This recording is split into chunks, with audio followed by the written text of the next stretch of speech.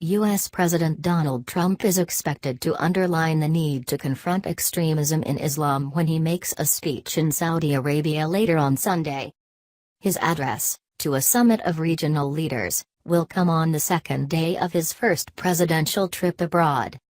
It is expected he will attempt to strike a collaborative tone in attempts to bolster support for the U.S. fight against Islamic State, militants.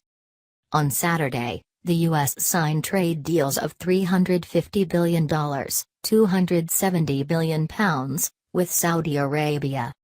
This included the largest arms deal ever made in U.S. history, which Secretary of State Rex Tillerson said was aimed at countering the malign influence of Iran, Saudi Arabia's regional rival. But the president's visit has been overshadowed by his political difficulties at home, namely the fallout over his sacking of FBI Chief James Comey. Mr. Trump caused controversy during his campaign by calling for Muslims to be temporarily banned from entering the U.S. over security concerns. Legislation aimed at restricting travel from several Muslim-majority countries remains tied up in the U.S. courts. Trump, servant of God, how Saudis view his visit. Why Trump's visit is a minefield.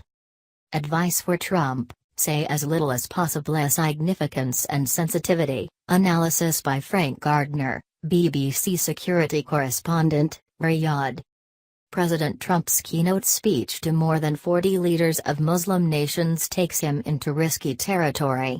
White House briefers say it will be uplifting, inspirational and unifying, but also blunt.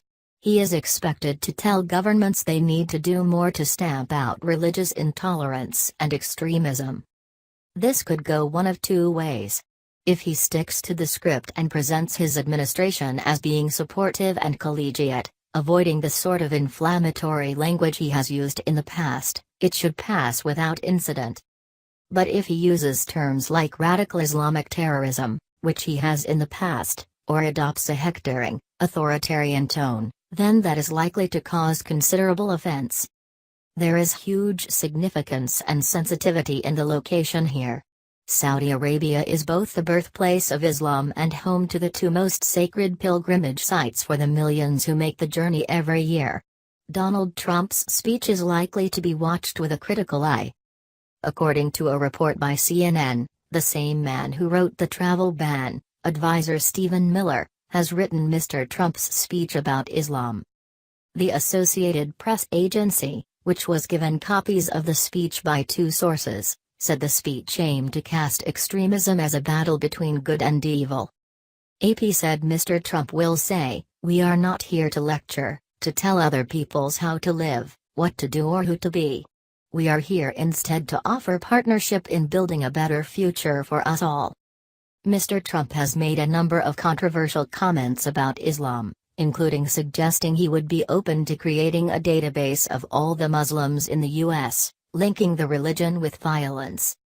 He has also criticized other politicians for not using the phrase radical Islamic terrorism, a phrase which, according to advisors quoted in the U.S. media, will not feature in the speech.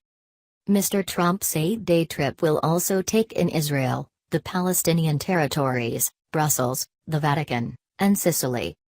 What does U.S. embrace of the Saudis mean? How will homebody Trump cope abroad? What's behind Donald Trump's first visit?